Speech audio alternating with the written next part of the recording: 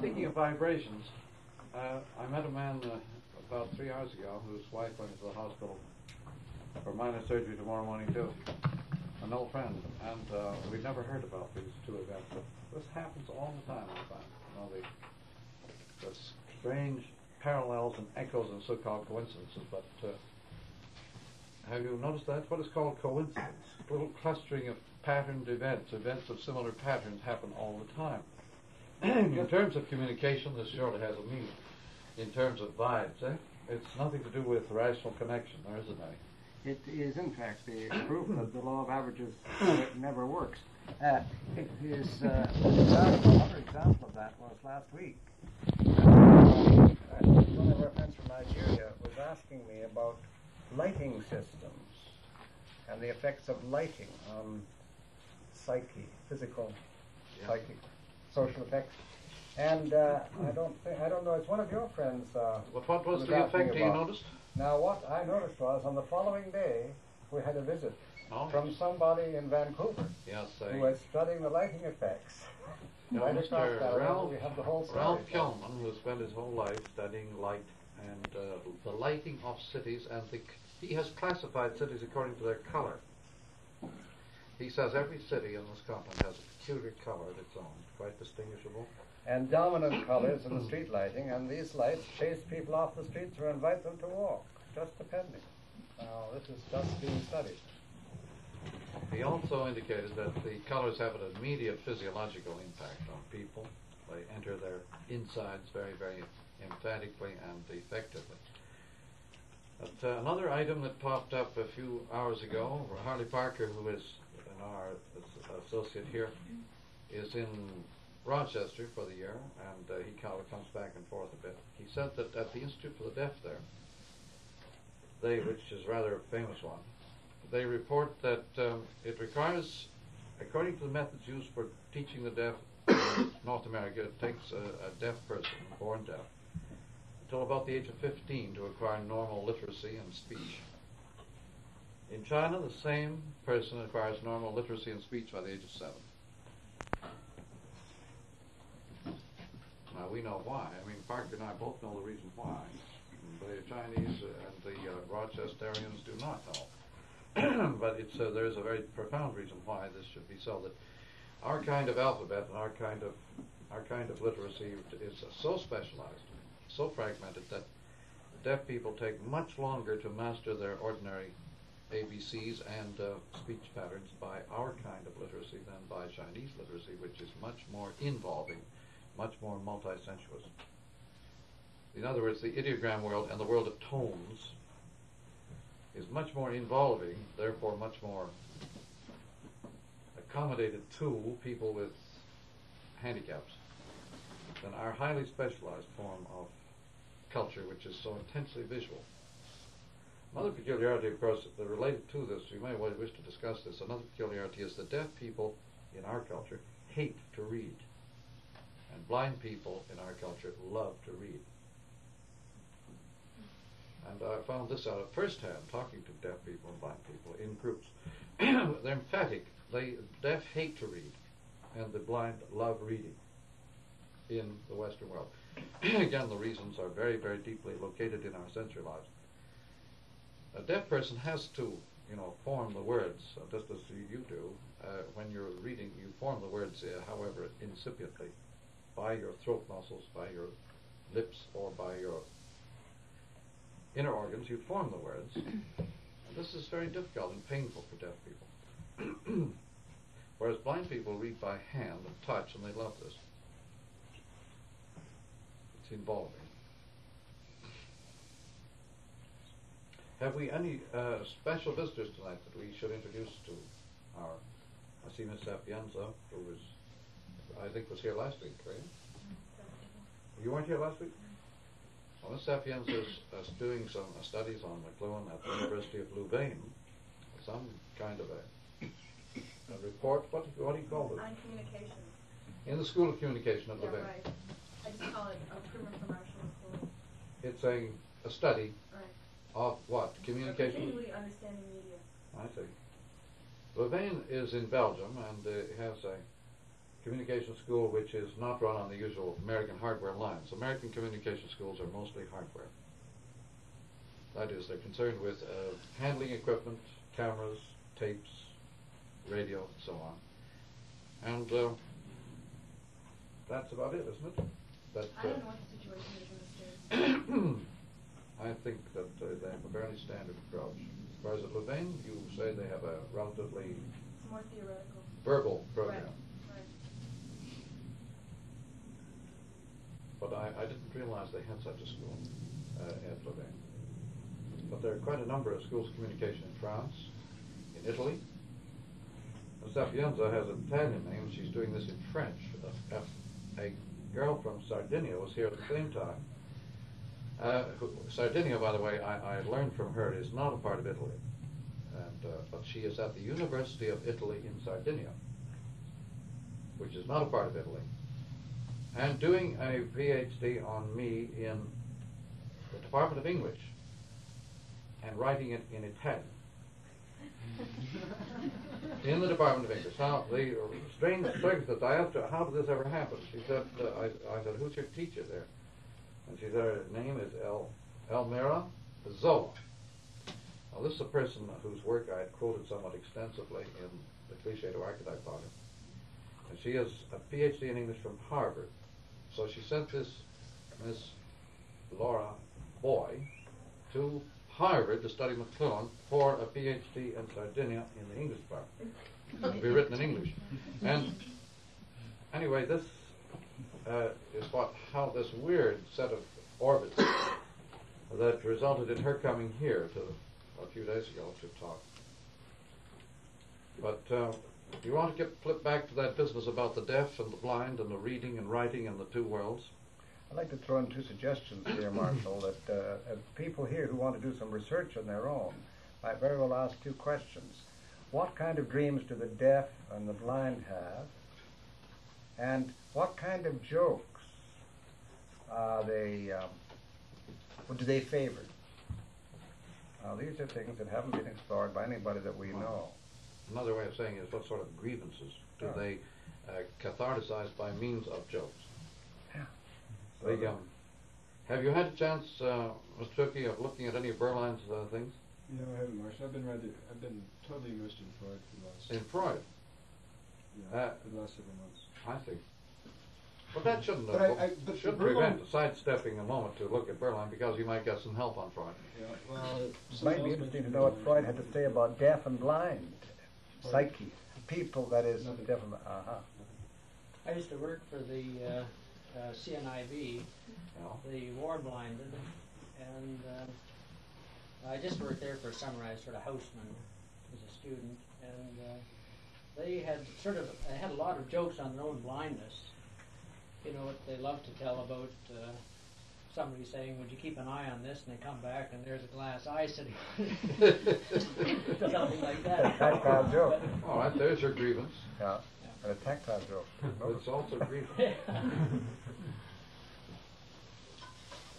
I had lunch with a man today who was telling me about a friend of his who was a Ukrainian who simply revels in jokes based on puns and ambiguities. And this, I think, you'll find is characteristic of oral people. The highly literate don't enjoy these things.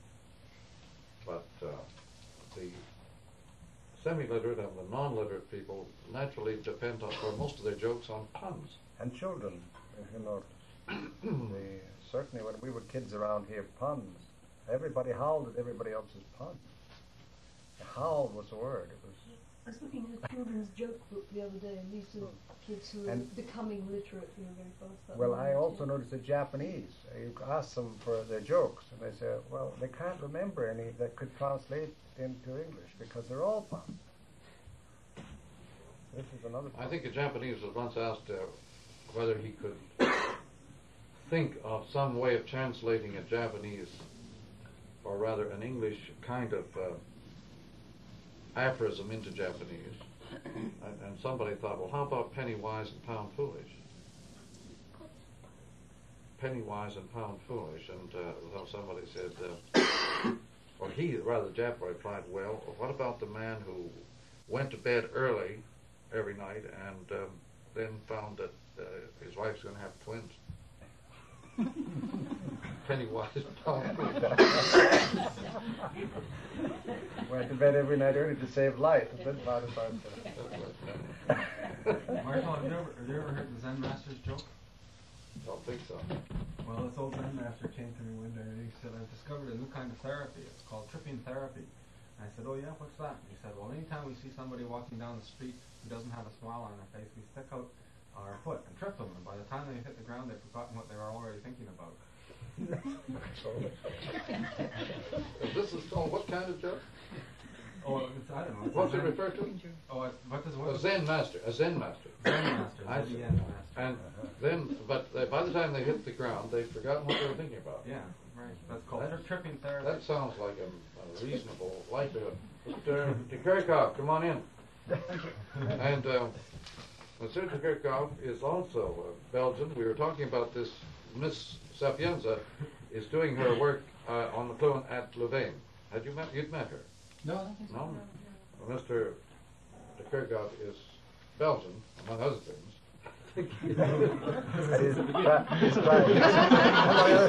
He's also attempting to translate all of our works here into French, among other things. What's he doing here? Been waving me somewhere else. Well, he's French department. No. Say much. And well, we were telling jokes, and I remember Derrick told us a joke one time which seems to have the special flavor of a French quality about it. And it concerned a Frenchman who went into a restaurant for a meal, and he looked at the menu and he detected an item on the menu which said minute steak. He ordered this minute steak, and having with some sort of skill, uncovered it from underneath the veg and the carrots and so on to discover it. He ate it, and having finished his meal, he asked the waitress to bring him a postage stamp. And she said, a stamp? She said, wait, why a stamp? You tell him why, Derrick. No, I like to read after I had my meal. Like to read?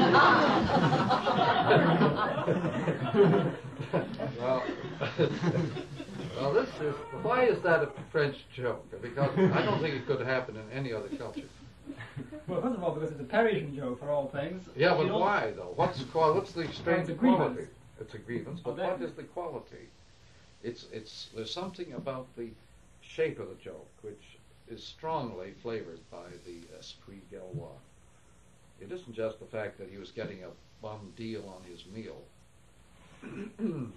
No, but there definitely is a feeling of reproach in the voice of the man. It is the idea that, Yes, I know. here again I got jigged, But this minute steak thing is, or minute steak, is part of the structure.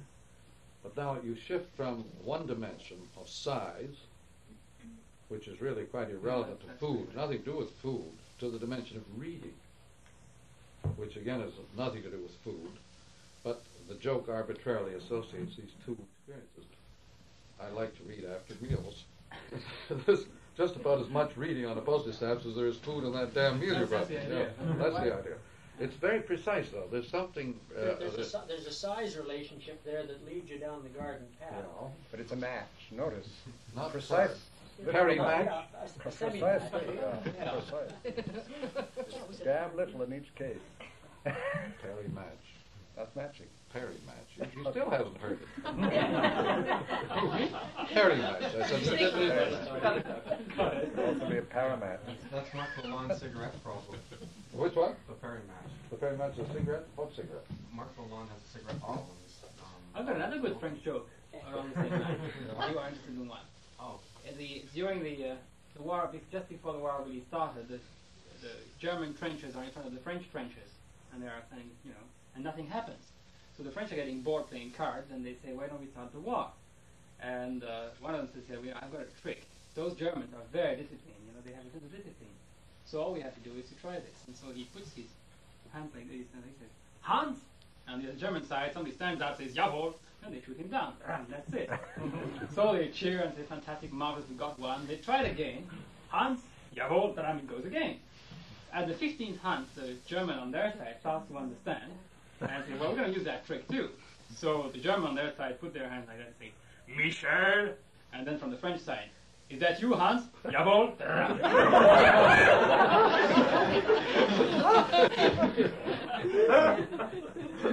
That's called dirty cricket, isn't it? Well, there's the story about the two Scots.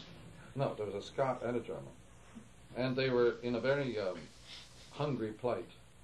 And they had to share a small piece of meat, for that's all they had for that night anyway. And so they said, let's just put it in, I'll put it in my teeth and you grab it by your teeth. And then we'll just pull and see who gets the most. And they proceeded to take hold of it with their teeth. And the Frenchman, or this, who was it? Was a Scot and a German. The Scot says to the German, are you ready? And the German says, yeah. I've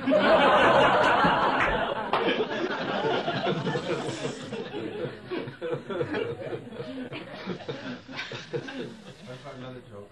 It's a Canadiana joke again. I only tell Canadiana jokes.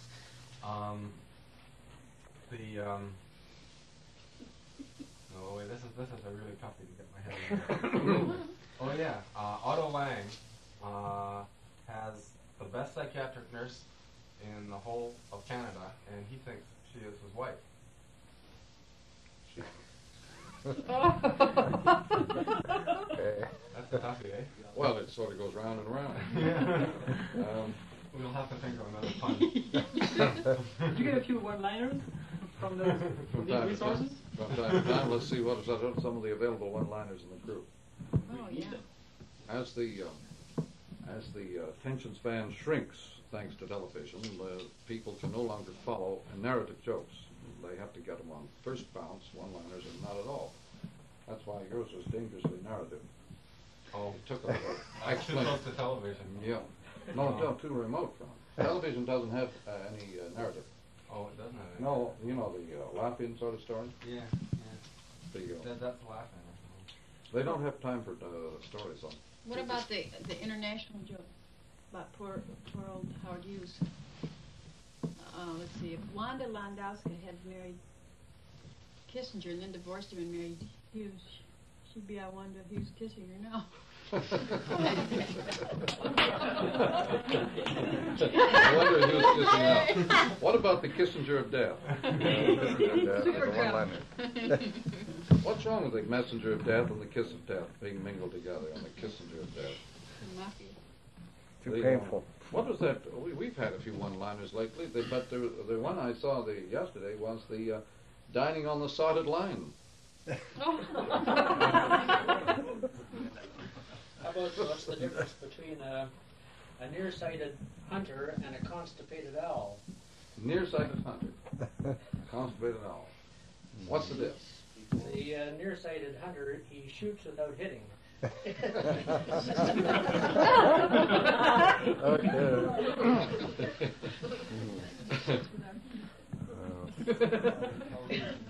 No one-liners available? You know This is big French, by the way. That's big French trade. What he just did. It's called the contrepétrie. Contrepétrie, putting one syllable in. I see, contrepétrie. Yes, and then it gets usually dirty meanings.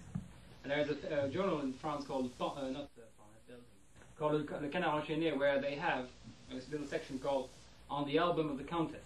It's supposed to please particularly the aristocracy in France. And it's true. I've known aristocrats who were crazy about Le Canard Enchaîné just for the album of the Countess. They would gather together and search the dirty meaning behind the sentence. Yeah. And were these very sophisticated jokes or very...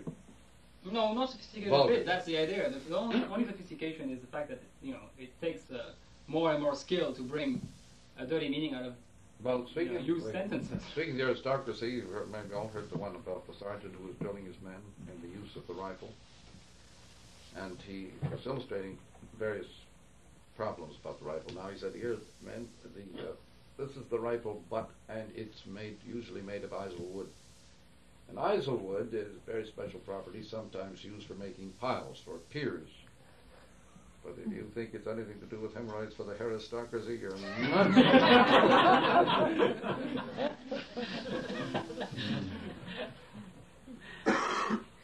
Isel wood. Why do you think think that men are the only ones that make up dirty jokes? According to Leuven and the rationale of the dirty joke, he said that it's only men that make up dirty jokes. What grievances do the dirty jokes cover? It reminds one of this show they had on Harold Innes radio a few weeks ago, in which they tried to reassure the public that he was a real guy by insisting that he loved dirty jokes. And they didn't tell any, but they insisted that he reveled in these things, which I doubt. But the fact was, they wished to reassure the public that despite he was a great scholar, he loved dirty jokes. Well, let's settle that point right away, because if there is anything in it that men are the main source of dirty jokes, that women don't tell them, then we ought to be able to research that one right here and now. Women maybe don't tell them, but they do. They write them. Write them. Yeah, well. Yeah, and it's the women that read them. Yes, because I've heard of two different persons who told me that they read statistics about the fact that in the graffiti specialists are women much more than men. You know, what I call graffiti is writing on the wall. On the wall, huh? Mm-hmm. About that. Well, how do they ever get into the men's room? I haven't seen that baby zoo myself, but that's in the ladies' room. I see. Oh, Yeah. but You wouldn't be able to know. You mean there? What? It's only in certain cultures. Well, in ours anyway. English ladies never write literature. No. English ladies never write literature. It's only in the north of England.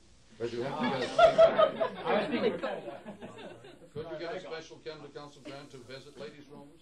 Look for the graffiti. It's strictly a PhD project. You have to be accompanied by Mountie for that. Or dismounting it. Dismounting. Stop that. That's a Hungarian joke. Who said a Hungarian joke? Royal Mounties always get their man. Are there some jokes, current jokes? I think, though, the women certainly wouldn't be inclined to assert their manhood by telling dirty stories. And after all, telling dirty stories has something to do with masculinity, something to do with machismo.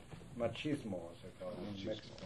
Machismo. It has something to do with assertion and aggression, and therefore more likely, I think, to appeal to men. A woman who is that aggressive, that would wish to assert that prerogative of sheer aggression by telling dirty stories was surely an unusual person. There's no, on the stage, you wouldn't expect a woman to get up on the stage and tell dirty stories. But there's something more important, though, I think, is the fact that if the joke as grievance law holds, men have more reason by the culture, by cultural stance, to feel that they have grievance towards women than women do. Yes, I think we better call in the bodyguard. No, I'm not saying that they have reason to complain, but they have more reason to think that they have reason to complain. Right, okay. We have more reason to express. It's okay, those arrière français are okay as long as you sit on your arrière. I know, but I did try to decide my understanding about it. But it's true, that's one of the, we have to explore this on the grievance idea. Let's switch, not unrelated to this, to another aspect of the put-on. I went to see a very nice post-saw play called Henry IV by Pirandello. We didn't see it at the same time, but it's in town still, is it? At the Royal Alex still? No, I think it was last night. It was on Saturday, I think. It was last night? Yeah. Well, Rex Harrison was playing the part. It was mentioned by the critics that he was inadequate for the role, a very subtle, very difficult role. And when you go to see the play, you realize that it's not subtle or difficult at all, and Rex Harrison did a very good job. But it has certain peculiar aspects that relate to this group and this communications. Apparently most of the work of Pirandello is related to this problem of the put-on. 6 characters in search of an author is entirely a matter of put-on. They're looking around for somebody to put them on. And in this play, Henry IV is historically the Emperor of Germany in the 11th century. That's the year 1060 or so. He is a 20th century person who's playing a role of an 11th century German emperor at war with the Pope. And among other aspects of his role, you're told during the play, there's a psychiatrist on the stage. There are many historical figures on the stage, mistresses of various people, and mothers-in-law, and so on. Knights and courtiers of various vintages and centuries. But among other things, it's mentioned that this person who is playing the role of Henry Fuller says how much better it is to play a historical personage than a live one. Because the historical person is a fixed entity. You know what he's made of, you know what happened to him, you know where he began, where he ended. Whereas a live person is in a state of flux and very uncertain kind of being, therefore no fun in playing his role. On the other hand, to play the role of a madman, Henry Fuller at least feigned madness, is to pull the mask right off all your associates, because nobody can wear his mask in the presence of a madman. Anyway, no matter what you consider to be your social presence or mask, will not bear up in the presence of a mad person. It just disappears, dissolves. Did you see where the truth of that came out in the paper just about the same time? Where these 8 people went to various psychiatric hospitals all over the U.S. You read that? I read a bit of it, yeah.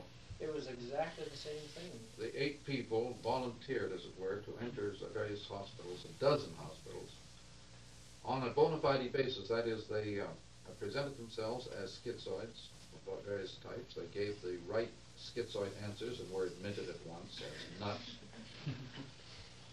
And then, you take it from there, Mr. Monroe. Well, they went in there without any means of egress, as it were. Yeah, they had no recourse. No outside help. No recourse. And it was up to themselves to get out of hospital.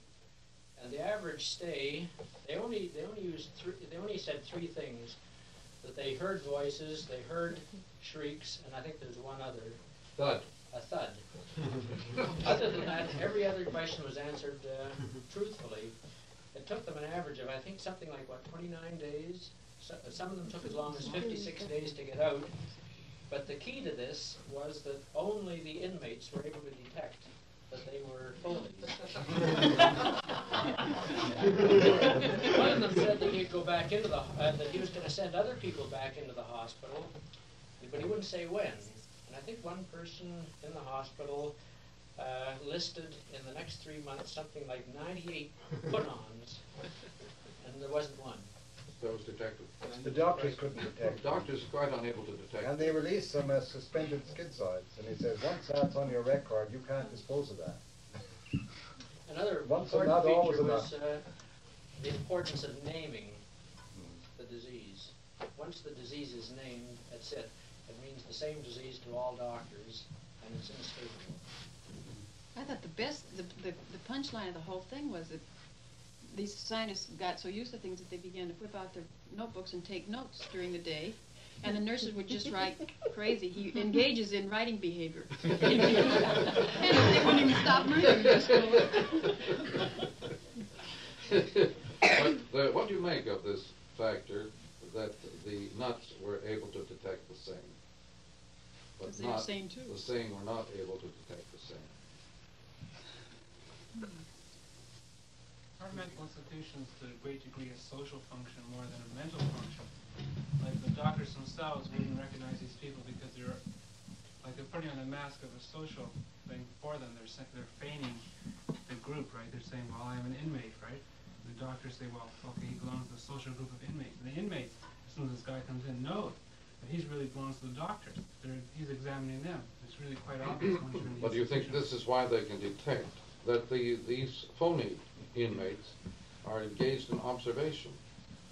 They're looking. They're not just acting, you see, they're analyzing. All right, the observer is himself putting on his public. An observer is the private eye is a man who puts on the public.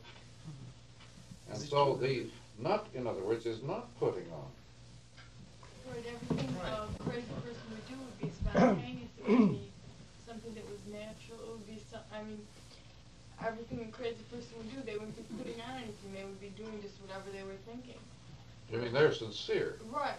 You see what I mean? I mean, what they're doing is No, but also they wouldn't be playful. Perhaps there's a factor here. The nut would not have the capacity for play. They have a capacity for recall, and memory works differently than that. I think you can recall much faster. Your memory is more oral. I've read that in somewhere. I don't know whether that would be effective.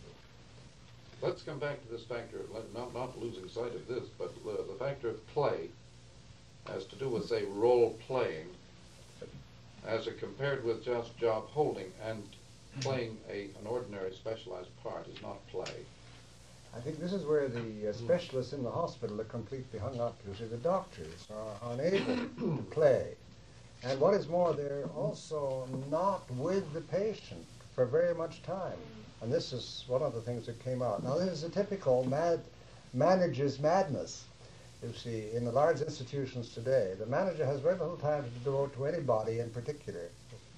He's dealing with a problem, he's dealing with paper. When it comes to dealing with people, he doesn't know who's mad and who's sane. You're talking about teacher. I'm now talking, yes. You see, Same all of our problem. institutions are in this state today. The assumptions of the hierarchy that somebody up there must know. This is the obsession. Whereas it's only the people down here, the madmen, who can identify another madman. You take the specialists, the psychiatrists, the people, the doctors in the hospital, they're operating on visual, in other words, they have certain parameters they're looking for, and a very narrow set of parameters are visual, most of them are visual. And these are the cues they use for judging people. The inmates, on the other hand, they're total people.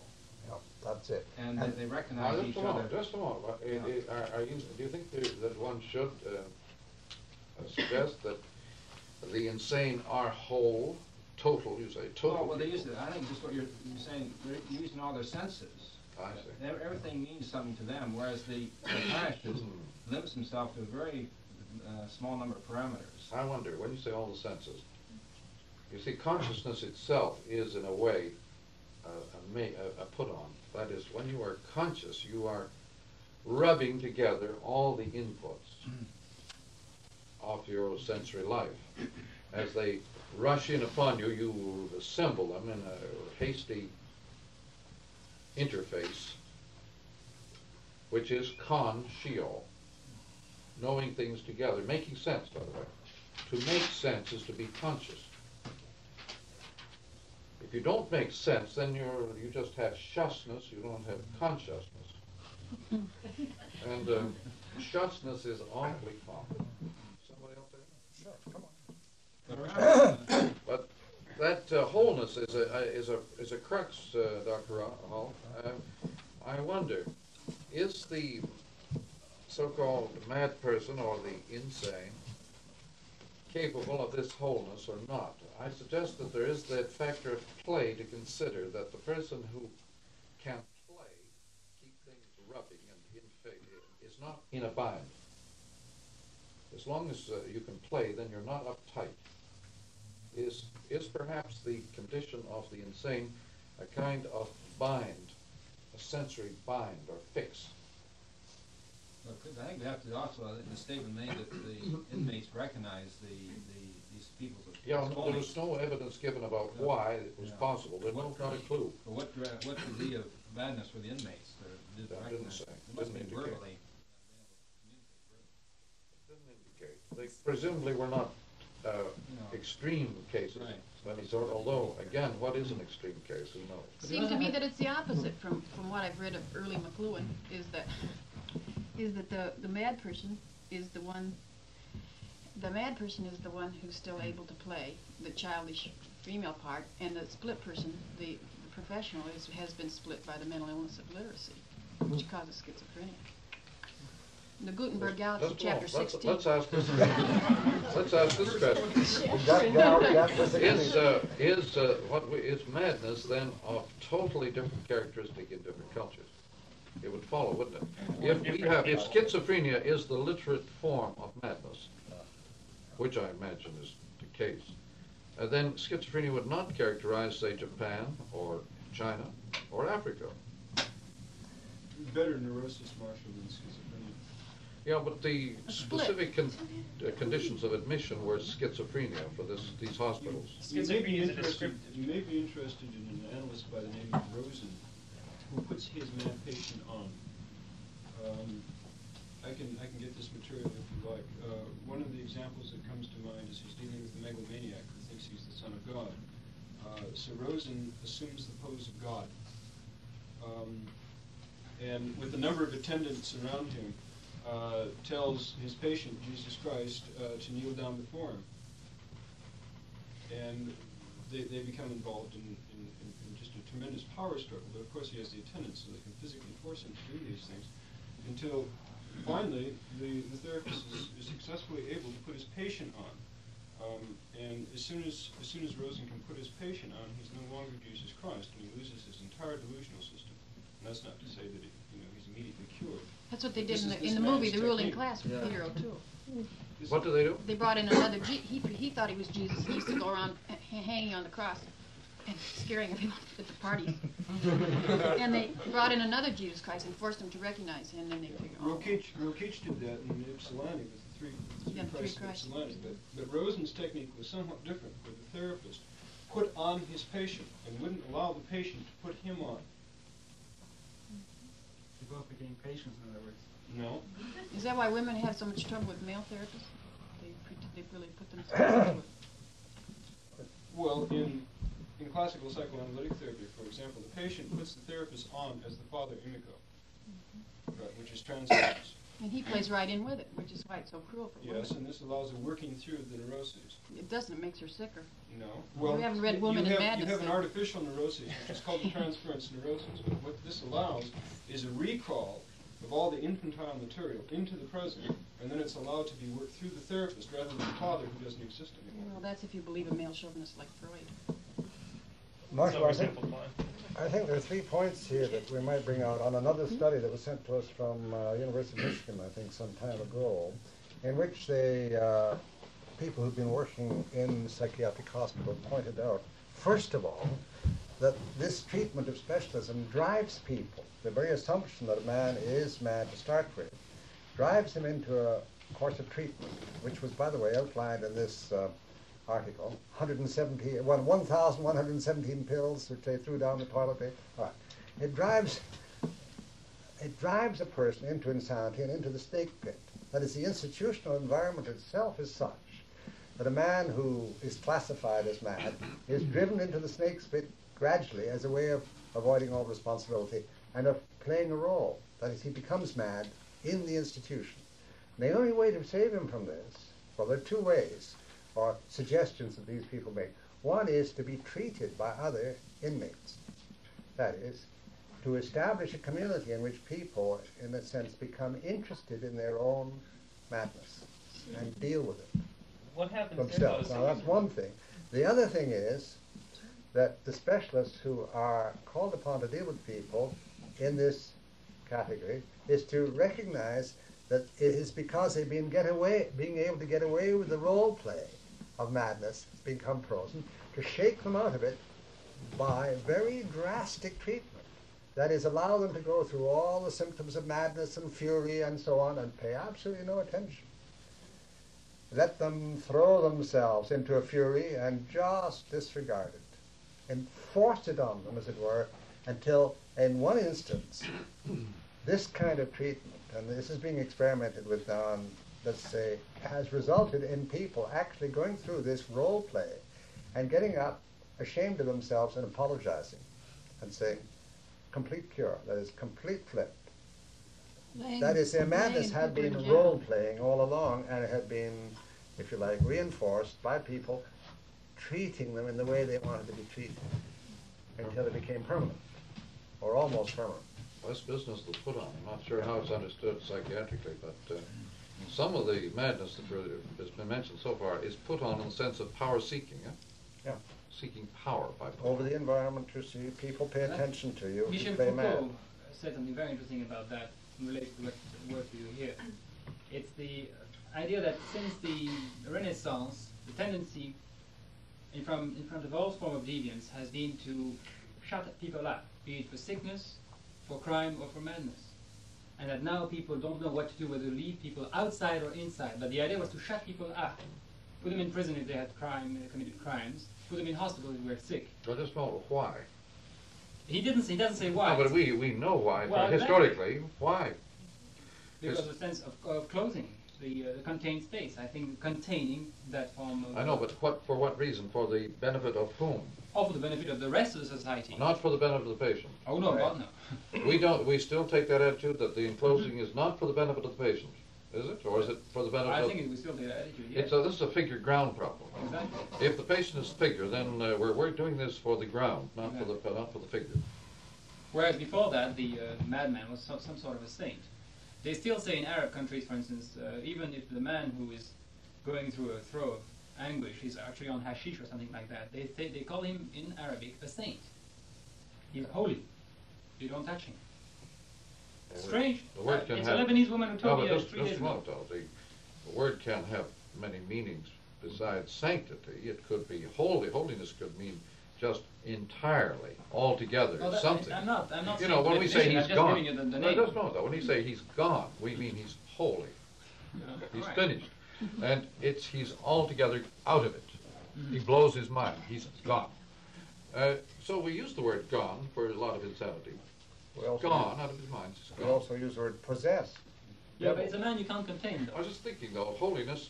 Some forms of holiness are simply gone. People who will have no more ties with the world. No, ecstasy. All right. Others are possession. That's ecstasy is not gone. It's just outside oneself, beside oneself. No, I thought it was beside Ecstatic. Beside everything. No, ecstatic. Standing beside yourself. Apropos shutting people up in specialized culture, as say in Western civilization, in tribal cultures, rather they're made taboo and handled in a completely different way. I was wondering, what is the nature of the taboo then administered to these people? Well, taboo always has to do with power. A person who is tabooed for whatever reason has great power. Well, it's like a carrier of some violent disease, a typhoid carrier. No, it's power. It's a put on. It's a put on power. Taboo. He's inspired. He has acquired some extra power from outside. He's possessed. You mean the man? Possessed. A taboo person might be considered possessed, inspired. Well, not necessarily. You could have a chief. People in the tribe of power are taboo, and they shaman. Yeah, or they have great mana. Generally, the chief, and for a common person to come into contact with him, he would die. Yeah, well, that's put on, though. The mana would then be the putting on the power of the whole tribe. Yes. How about kicking out? You know, like Oedipus. Get- Kicked out. He's not closed in, like kicked out. The exile or the Well, capital he's punishment. like the Jonah, who is thought to be bad for the rest of the ship or the crew. Throw him overboard. The Oedipus was poisoned, poisoning the whole state. He must have done something wrong. However, he was the king.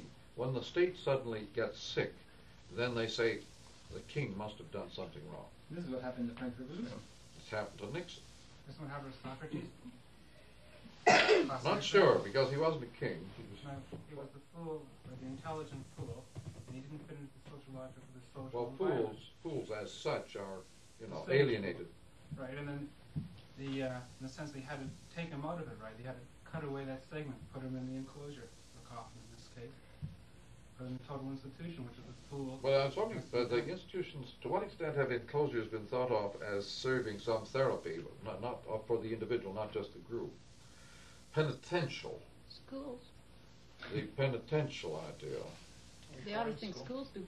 We for don't kids. think of schools as penitentiaries, not quite, although they Oh, may be. some They people may do. be. But Marshall, in Tom Brown's school days, before Tom Brown, Rugby was a private penitentiary, it was called, by Dr.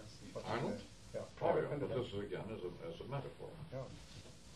Yeah. Some of you may have seen the episodes of Tom Brown's School Days that have been current, Sunday nights, Masterpiece Theatre. Private penitentiary. I've been watching them, and because I'm interested in British public schools and other forms of schools too. But Dr. Arnold, who is the main figure and headmaster of Rugby during this episode, or these episodes, had come as a reformer to change the nature of the public schools, and to make rugby a sort of pilot study or pilot experiment. And the sort of institution that the public school appears to have been was a sort of playpen for the upper class, a pretty irresponsible playpen in which they were again sort of cut off from the society as much as possible. Because children are taboo, is that right? But this whole attitude toward prisons, schools, and asylums must, as figure, taken in the ground of the changing society, Marshall, give us some insight. I think fool and playing the fool is perhaps an insight. That is, people used to laugh at the fool, and then, since the fool, the madman in tribal society perhaps, or pre-literate society, was laughed at, playing the fool was a man who played mad to get laughs. Eh? Mad houses were used as places of entertainment for centuries. That is, the public was admitted at price to for entertainment. This is true as in Dickens' time. It is true in Hogarth's time. I mean, some of Hogarth's drawings show the rake progress. He arrives at the madhouse eventually.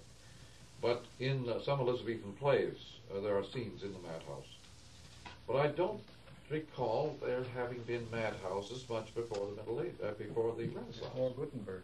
Before the Renaissance. Ships of fools. Ships of fools. This, of course, the narrative shift is an old figure for just society itself. This is an old image of society. It goes way back. That we're all voyaging along and they're all nuts. Even the journeys of people like, you see, the Chaucer's Pilgrims on the way to Canterbury, there's a kind of ship of fools. Well, in medieval times, in fact, crazy people were put on ships and just set afloat aimlessly to land where they lived. I've never heard of this. I don't know what they did. But you say this is a medieval practice. Cut them adrift, put them in a ship and cut them adrift. It couldn't have been a too valuable ship. They wouldn't have sacrificed a good ship. What was called a crazy bottom was a technical term for ships that were not seaworthy. Crazy bottoms. They were somebody, I think it's some of the British characters who arrived at Plymouth Rock and so on were said to have been sent over in crazy bottoms, hoping they would never make it. Well, that's how Nero killed his mother. When he sent her on a boat, he invited her actually on a boat which had a double bottom.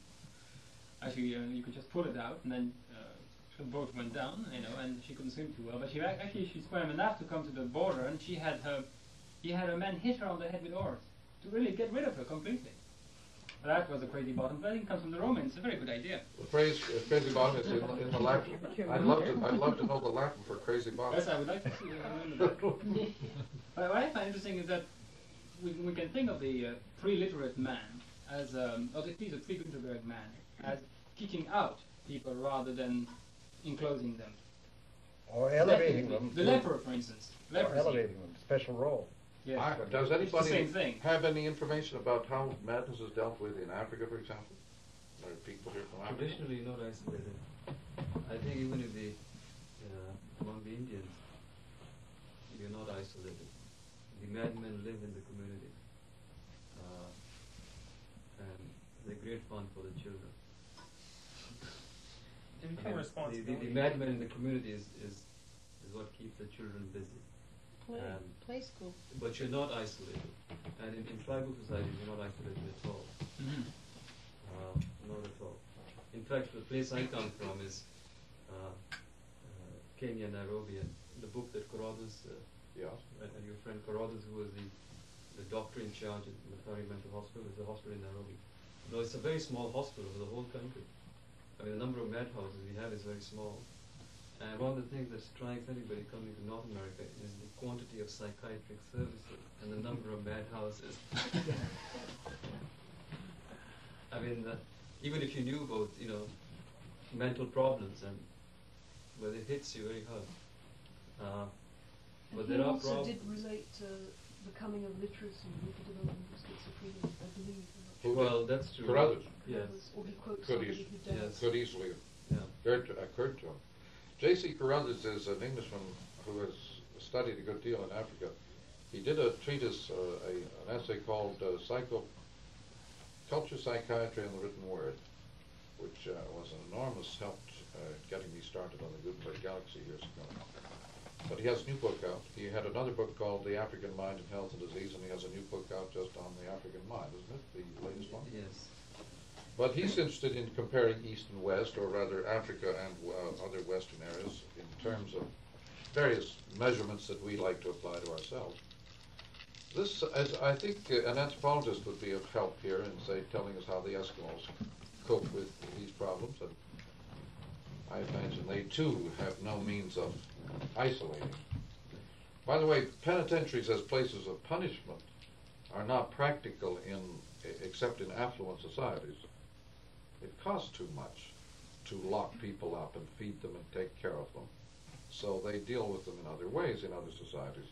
It's to imprison people for long stretches of time. I suppose it is well known in the Middle Ages, in the castles, and keeps, and so on. It was done mostly with political prisoners, though, wasn't it? Yeah. Oh, entirely political prisoners were kept there as hostages. They just put their heads on. But there are alternative forms of punishment, and one of them is to deface. I mean, that's what the Indians do. Put you on a donkey and put black paint on your face and send you around the village.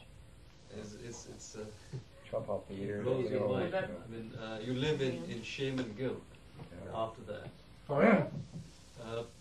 For quite a long time. Marshall, did you know that Mentally the forever. loony bins are being phased out in England? Who has? The loony bins, the lunatic asylums in England are all being phased out. Yeah. The patients are being moved into the communities.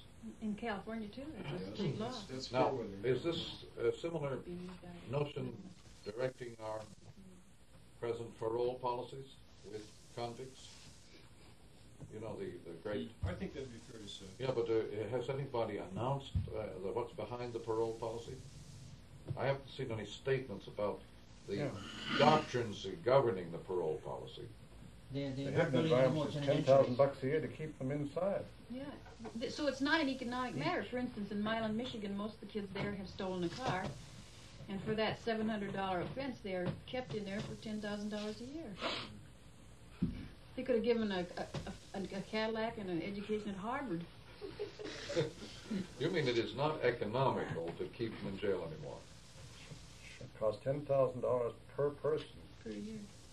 Per year. In our country? In our country. To keep a man in jail, that's about an average cost. 14,000 to 50,000. That's not 10,000 anymore. Could cost a lot more. 6,000 for a woman. She eats less. That's in the latest MS magazine, where this woman in Frontier said, I stole 600 of the man's dollar. Now he spends $6,000 a year to keep me here. Yeah, but when a man is in, they're going to feed. That must be in a southern climate. This is a delightful fact. I wish I'd seen those figures on this subject before. But would anybody in our judiciary dare confess that he have decided to dish out justice on an economic basis? Would anybody in our community dare say that they have decided to go easy on punishment because of the cost? No. Would anybody dare say that we can no longer afford to punish our criminals? Yes, it'll come. What do you think they dare say it? I wonder. I don't think somebody. Because it pulls the rug out from under the judiciary. Yeah. Well, isn't that rug pretty pulled out already? I mean, worm eaten or something? No, but look, that is not answering any question. Now watch it. I was asking another one. That is no, it isn't. It really is just confusing the issue, because this to say that after all our whole judiciary has got very soggy and so on does not lead to any insight into the present situation. Let's work on it. Okay, the male law, though they're pushing men out of jails, there are more and more women going in as a result of women's liberation. And another thing we need to know as we talk about man houses is a really startling statistic, which was in Phyllis Chesler's latest book called Women in Madness, that in 1963 there were 5,000 more men than women psychiatrically involved, and by 1968 there were 54,000 more women than men psychiatrically involved. Involved in inpatient, outpatient involvement psychiatrically, but that is an increase of women of 50,000 in that 5-year period between 63 and 68. Was that the effect of women's lib? We don't know. Well, that same thing applies to crime and to leaving homes jobs, and the whole female statistic is shot up. Women's liberation has resulted in incarcerating a lot more women. 2 out of 3 victims of psychiatric incarceration are women. But you see, it could very well be, Mary Jane, all fooling aside, it may be a switch in emphasis from roles to jobs in the case of women and from jobs to roles in the case of men. I have to come back there again. That doesn't get anywhere. Look at this. If in our big companies, in the big business world, the whole job structure is collapsing, if the biggest execs no longer have any place to hang their hats or their egos, as they don't really, then what happens to those structures and to their inmates, the inmates of big corporate business? Here are penitentiaries. By the way, those are not mere meadows. I think you could say that any intensely organized business structure is an excruciating penitentiary for any highly motivated person. It's not only a penitentiary, but it's a place where they lay the blame on the line. Notice. Who's that? Every job has a responsibilities attached to it. Meaning, somewhere that the next guy up can blame you for not carrying out what was your job. That is laying the blame on the line, as it's called. Let's come... You take the blame, in other words, for whatever happens. That's part of the price of an organization.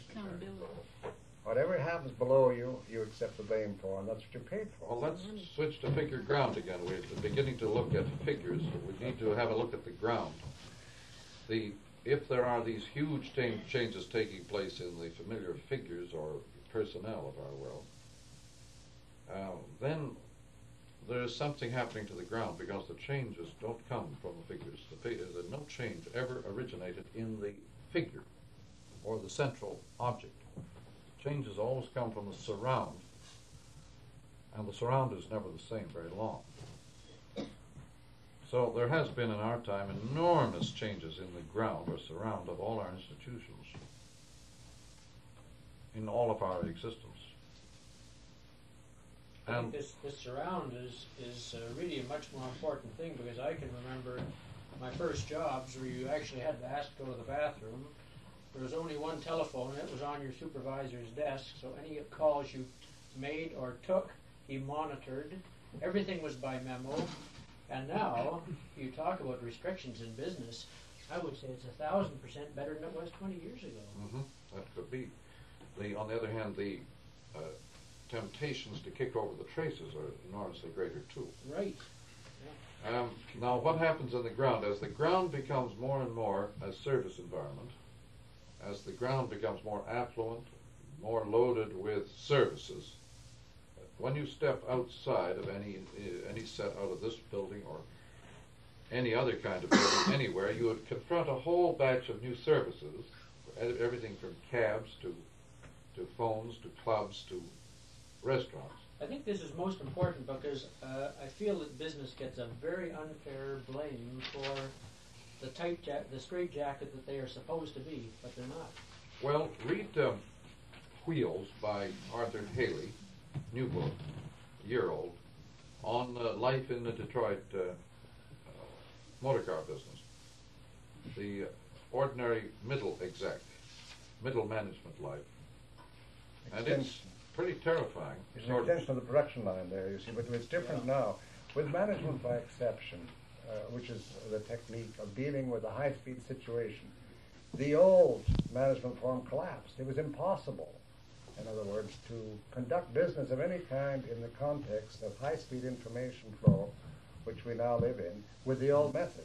What old method? The old method of supervising every action of the subordinate. This disappeared. The subordinate had to be able to decide for himself what had to be done, and then the role of the manager switched to dealing with exceptions only. And his position on the organization chart came right back to what I was saying just now. He was the man to blame for anything that went wrong.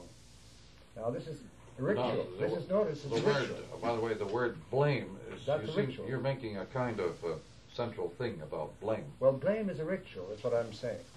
Blame goes with responsibility. Now, exactly. Who are the responsible people? And with pay, the people who have the positions in the organization. You see, parents, a few years ago, parents were responsible for all the crimes committed by their children. Sure. This will not wash anymore. Well, it's still so in the organization chart that the man who holds the position gets paid the higher salary, and he's expected to take the blame for anything that's blame goes wrong. for loss in profits. Right. That's where the Blame blame for lies. anything It's not moral. That's right. Blame for loss in money only. Yeah. Okay. He's paid in money. He's But let's come back to the ground. Some Information. huge changes have taken place in the ground around us. And with Sputnik, October 17, 1957, the planet went inside an information envelope. The planet itself ceased to be the natural environment. Literally, not figuratively now. I want you to pay full attention to that fact that in October 17, this planet ceased to be a natural environment of man. It went inside a man-made environment and stays there, has stayed there ever since, except there are more and more satellites around the planet now. Now, when you put the planet inside a man-made environment, the nature is gone. Mother Nature has the hand that rocked the cradle has kicked the bucket. So has money only in business. You see, this is where the big flip came in. The second big flip came in business. The first big flip was in the techniques of handling information. They got so fast that you couldn't handle them in the old way, of a supervisor standing over the telephone. The telephone took over. The second big flip was it was no longer enough to talk about profits. You had to be sure how they were made and whether or not you were going to be clobbered for decisions made that affected the ecology, which would come home to roost very quickly indeed. So now, since Sputnik, every manager is suddenly responsible for things that go wrong with the environment. This isn't specifically tied to Sputnik in this case, because you're talking about businesses are really old 19th century forms of human organization. But this is the effect it's having within those old 19th century forms, is all I'm pointing out. Yeah, but they go back quite a long way, whereas we're talking about more recent forms that are equally subjected to change. Now, the one factor, anybody want a bit of air? You could, if you want. There's a draft there for the people. Yeah, that's all right. But you could have there's a window, two windows behind you, if that's any help. But you don't want to catch the draft on your back either. When you go inside an electric information environment, remember now, electricity is a peculiar substance. It's an extension, literally, of your nervous system. Your nervous system is electricity, and when you put an electric information around you, you have stretched your nerves right around the planet. This makes people rather nervous. They become very jittery, naturally. When their nerves are outside, they are jittery. But there's another feature about the total environment of information, and that is it's a kind of envelope in which men live totally. There's no place outside it anymore. And they're kind of nuzzled and cuddled and coddled inside this great big information environment. They all, I think, tend to take on a rather infantile attitude to themselves and one another under these conditions. I think that when you live in, we think of the native, the tribal man as infantile by comparison with civilized individuals who allow themselves to grow up to fantastic age levels like 13 or 14. Whereas the tribal man grows maybe up to 4 or 5 years of age and stops. If you go any higher than 3 or 4 years of age, emotionally that is, why you're no place to hide, no place to relate to other people. Now, I think what's happening with this intense new tribal structure that comes from just everybody being rubbed against everybody all the time, this closeness of tribal man in the electric conditions, I think there is a huge onset of infantilism, which I think is universally detectable at the college level. I think the mental or emotional, rather, level of college kids today is very spectacularly less than it was 10 years ago. Huge drop. But this, I don't think, would be even worth writing about book or newspaper. Does this, you say 10 years ago, does this have anything to do with Television, yes, directly. the emergence of a new medium? Like Television, what's TV. going on? The TV generation is very, very much younger. So isn't it just sort of a value relationship between It's, you yeah, based on yeah, things except you- that you can't help but compare and contrast them with people who grew up before television. In the members of your own family, I have kids who grew up before television and those who've grown up since. That's my oldest is 30, youngest is 20. And the 30-year-old belongs to the 19th century. The 20-year-old belongs to this century.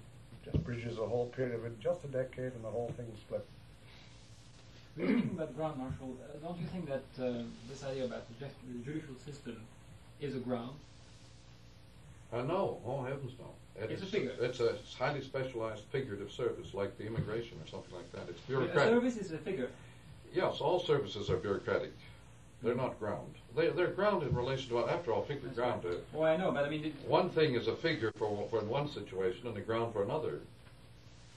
The judiciary is ground where the criminal is concerned. But also, isn't it ground for society? Is figure for the rest of the society. Isn't it a form of language, though, for society? And as a language is ground for holding a society together. Oh, well, you're using the metaphor ground now just for cohesion. Yes, in some ways No, I am. I see. The ground has another meaning about that which relates to things that are not ground. Oh, I understand that too. Okay.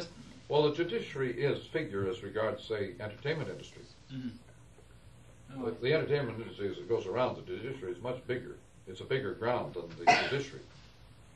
But each service is in an information environment, and that's speeding up. And that information environment and that speed up changes the whole... Well, now the old ground of nature, but that is the Mother Nature or the natural environment of a planet, has disappeared, literally. And we have substituted ecology for nature. Ecology is a man-made art form. And indispensable under speed-up conditions. You can't get along without it.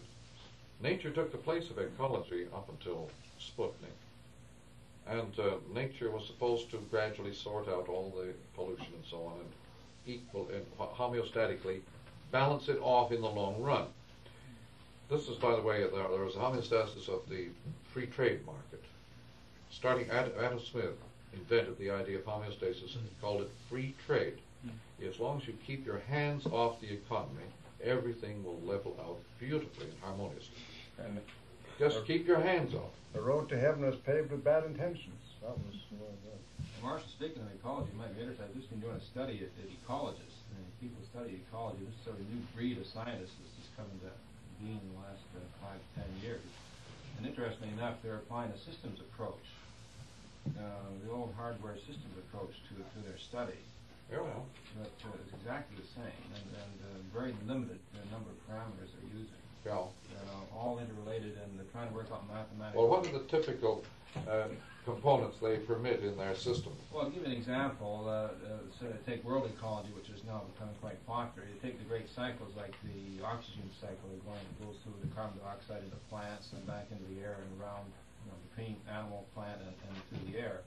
Or the nitrogen cycle, the same sort of thing. They're just taking very limited cycles, whereas the natural situation is much more complex. But they extended the population as a component for cycling. Yes, that's right. Food. Yes, again, this is all handled very quantitatively or in mathematical forms. Yeah. And of course, energy is the great hang-up, or the great hassle around the idea of energy. There isn't enough left. If we go on enjoying ourselves at this rate, there won't be enough energy left in a few years. Well, this again is because of the backward look. They're just using the old tools to examine these new problems. Or they're looking at the old form. Yeah, but I mean, this is called ecology, though, isn't it? Yeah. These quantitative attempts at balancing off what we got. That's right. Yeah. Somebody called an ecologist a man who already has his summer home. But we never do get far enough talking about women. Once we settled on women as a service environment, more and more as they increase, as they more and more fill up jobs at a lower and lower level. for less and less pay. So if they're a service environment, if they're the figure, we decide they were the ground and the man is the figure, then what's happening to Mother Nature? What's happening to the women as they lose their role as bearers of children and givers of life? Yeah, just a moment. If women have been service environment, and suddenly a vast new service environment has appeared which just pushes them aside. So they're not even used for service environment anymore. Yeah. I mean, this could be happening. I don't know, but it could be happening. But certainly women are service environments in the ordinary domestic setups that we have. I've just read this book on the nannies, and it's apparently not too plentiful, not too easy to get your hands on, but do try to have a look at it. The Rise and Fall of the British Nanny. I remember a few years ago, it was only about 2, maybe 3 years ago at most, when on page 1 of the Star, it was announced, it might have been the morning paper, it was announced anyway on the same day that the Rolls Royce factory had closed and that the last nanny college had closed. And this, apparently both are slightly premature announcements, but this was on the same page, and they were totally unrelated events. But in fact, the sort of status services, Rolls-Royce is a status service environment, and the nanny is a status service, so they're very closely related. But the nanny was not a figure minus a ground. The ground of the nanny was the great big homes of the 19th century industrial world. They were new. They didn't exist in the 18th century. Castles had existed, but the great number of new large houses, Victorian homes, filled with nursemaids and governesses and cooks and menials of various sorts. These were the underpinnings of the nanny system. The nanny had to be a sort of Earl Marshal on top of this huge complement of services. And when nannies were taken on by the imperial palace in Russia, they were literally given the role of the Earl Marshals in the military. They had a military rank of Earl Marshal because of the huge number of people under them. So when you hear about nannies being hired by somebody in Virginia or New York, don't take it seriously, because they cannot be hired in isolation from their ground, which is vast and filled with menials. The nanny in isolation is not a nanny. However, the nanny had a very complex role to play in her heyday. And this book tells you some wonderful anecdotes. It's a book of anecdotes, which is the best way to write such a book. Each anecdote is a gestalt. The nanny as bard is one section of the book. The nanny spent a good deal of her time in the nursery reading from the Old Testament, reading from the orators, reading from the poets, from morning till night. And reading in an elocutionary voice which she was constantly attempting to make superior to all the voices in the neighborhood. The voices, the intense cultivation of superior forms of enunciation was part of the nanny's role. Nannies were all lower class girls who aped all the aristocratic voices they could come by. The nannies were not even middle class. They were lower class girls who put on the airs and manners of the upper classes. And they led their tribes of kids in a kind of military order, of rigid managerial kind. It's a fascinating story. A clock in one hand and a potty in the other. I mean, the potty training was carried out with military precision. The Churchills and the Lord Curzons and so on were all the products of this rigorous system. Rigorous in many levels, incidentally cutting them off completely from their parents. The parents were seen as gods and goddesses in another plane altogether, utterly unrelated to children. It's a specialism. That literally was a time of children should be seen and not heard. The constipated owl. What's the last word? The constipated owls. I Owl. suppose that covers that grievance of early potty training. But okay, now that's good for history, but you're not helping us. That's with right, our and you know, prophecy. in this book, by the way, you'll be interested, there's no mention of nannies for women. Nannies were only for boys. But I imagine, in fact, they were for girls, but the man who wrote the book, it never even occurred to him to mention the nanny having charge of a girl. Okay, but no, help us out putting these things together. Okay, we got the figure ground, we have the service and disservice environment. We have the east going west and the west going east, the male going female and the female And going hardware male. going software. Right, okay. Around it all. Software. But what's happening now is she gets pushed aside in her service environment. She has a lot of rivals in services. The birth rate's declining, and women aren't allowed to have babies. What with abortion and death control pills and all that. So what's going to happen to her? Is there any hope? Well, just help. Find out what is happening. That's a big step. That's what I'm trying to find out. Like, okay, the women are trying to get the men's jobs, which are obsolete, so that's a silly place to go. Yeah. You can't have babies anymore because they pretend like there's too many people. You can't be living in a service environment because there's too many services. There's too many services. You say that the men can't take the men's job, but I know that if somebody came to me and they said, oh, by the way, while you're away, I did so-and-so, and I felt that they encroached on my territory for my job, the first thing I would do would be to encroach on their territory when I had a chance, and I would show them that they couldn't do that. And I think that this same thing is happening between male and female. The men are going to start having the babies, too? I wonder if I might make an observation about homosexuality. Yes, You were talking just a bit earlier, Marshall, about conditions in a primitive tribal village. And interestingly enough, in most cases, it's necessary to marry outside of the tribe, because any marriage inside of the tribe is treated as incestuous.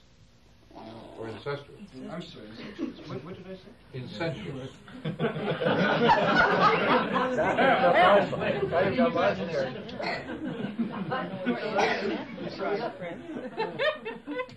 So as to avoid incest, it's necessary to marry outside of the tribe. Now, I've always heard that incest's okay as long as you keep it in the family. but then under electric conditions, if you speak of the planet as a global village, then every sexual encounter is incest. Yeah. That's right. Okay.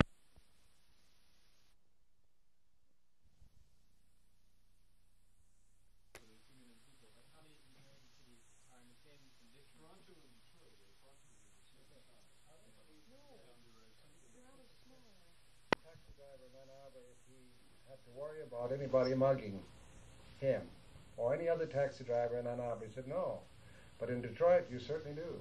Now these are 25 miles apart. Did he know why? No, he didn't know why. Because in Ann Arbor they mug the pizza men in Ann Arbor. They leave the taxi. How about a place like Houston in Texas? Ann Arbor is a place where people walk around. He said this population is 50,000. You know, is about a third student. It's a residential city. It's a residential city. General Motors. To switch the subject altogether, we have some people. We better break up pretty soon for our little refreshment. But we have some people here, as you may have noticed, from Nairobi, and they have a very special advantage in observing a group of people in Africa who are going into the Western pattern of life very quickly, and where we in the West are going into the tribal pattern of life very quickly. And there's a great deal to be learned both directions. And so I thought you might wish to ask these people a question or two. One of them is Mr. Lamba here, Davinder Lamba. One is Miss Diana Lee Smith on the floor there. And is there anybody else in the group? No. Just the two of you? But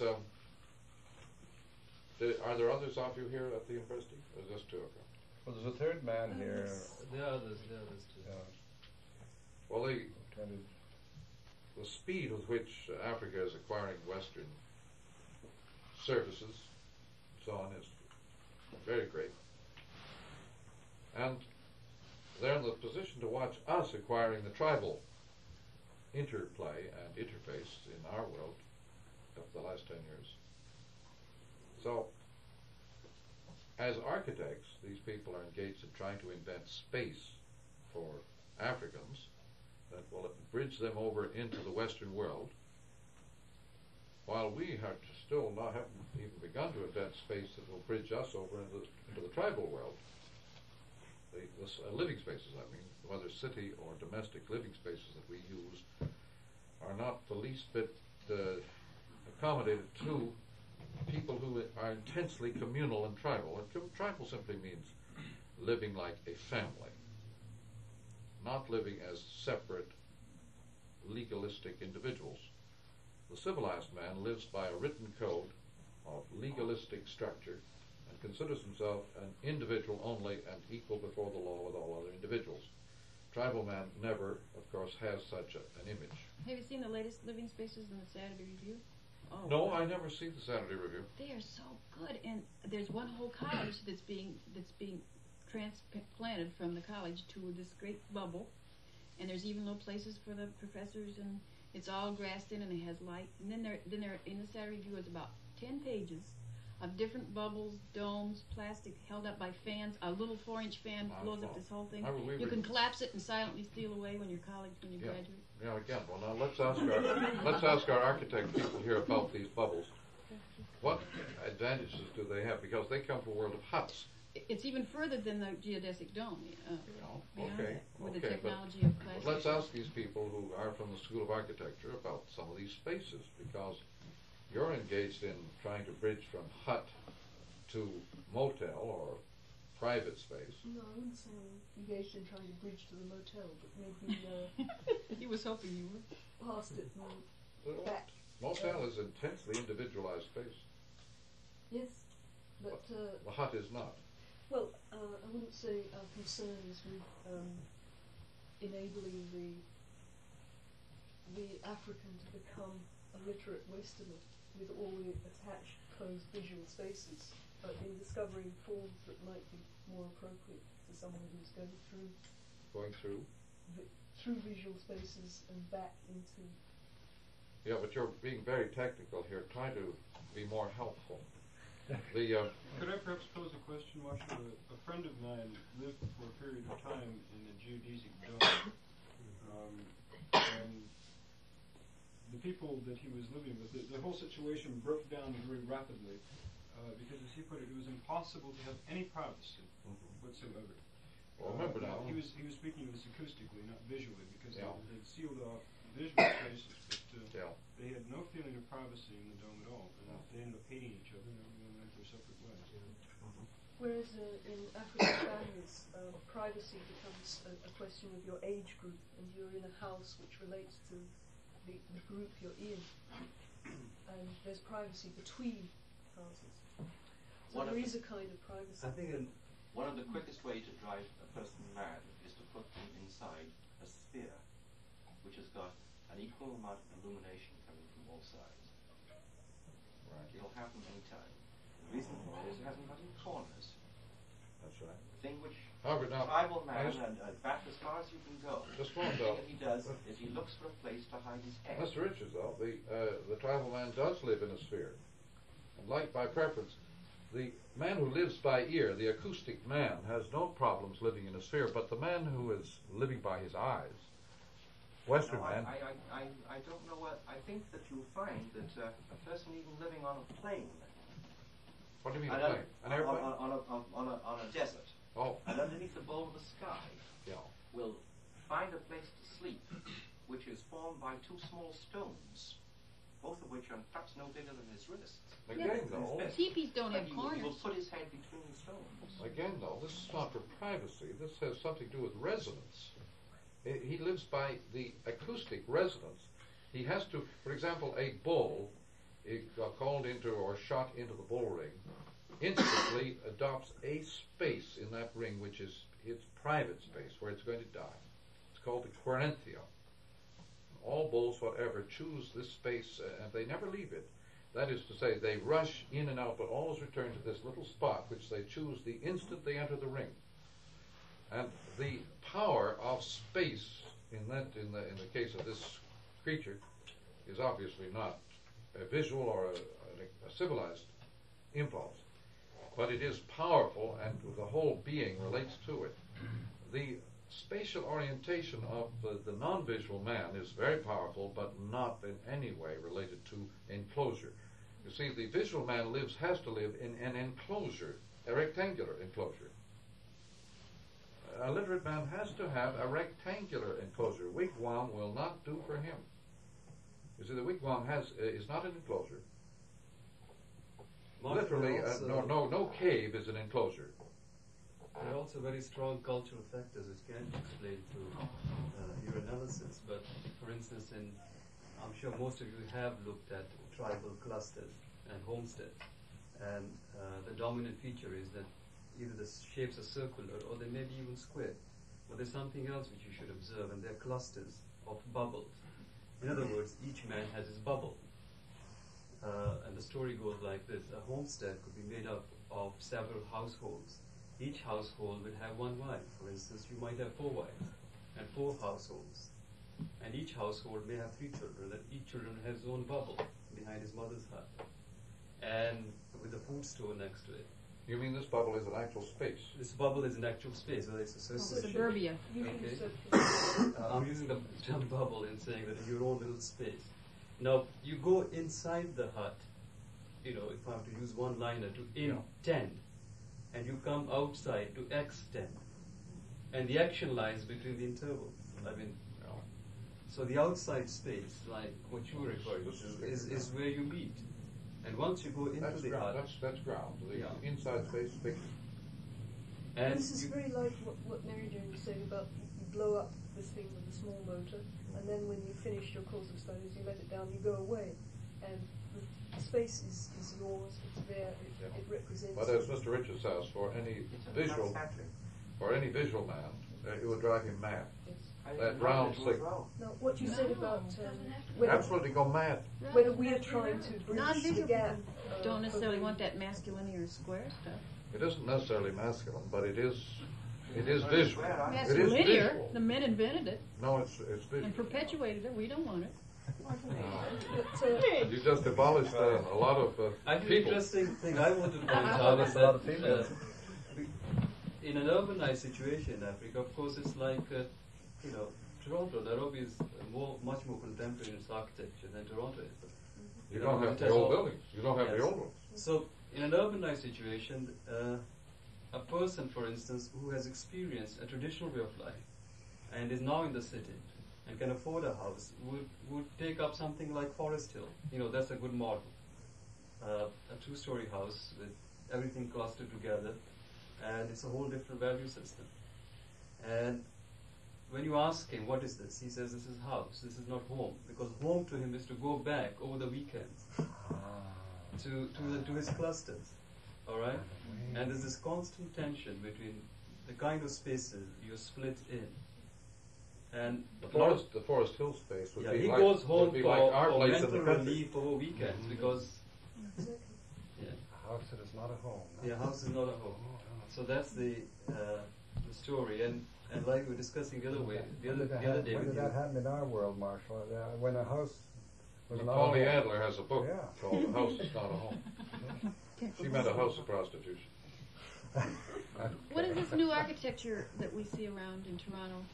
Is there? Well, like the library, it's so clumpy. Oh. And it's not balanced, and it's sort of like a fort. And Computer Gothic. Is that Fortress knowledge. And Ryerson's doing some too up and down. See, these buildings that they've been building for about 10 years now with pre-stressed, vertically pre-stressed concrete, maybe 400 feet high, they've now got to the stage where they have to take some of these down because the land has become more valuable, and they can't take them down. They never anticipated how you dismantle a pre-stressed building.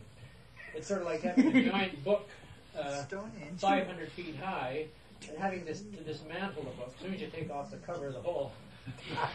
This is what we were discussing the other day, which is the fact that the ground for the buildings has already changed, where the demand for buildings is like the inflatable or the hut, whereas instead the architecture is turning out Computer Gothic.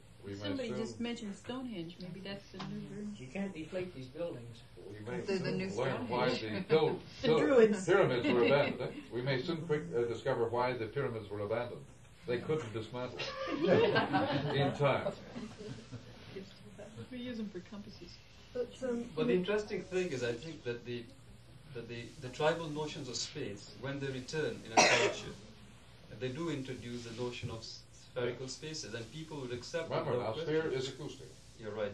For instance, the use of Bucky's dome, which has become, the last 10 years, such a popular thing.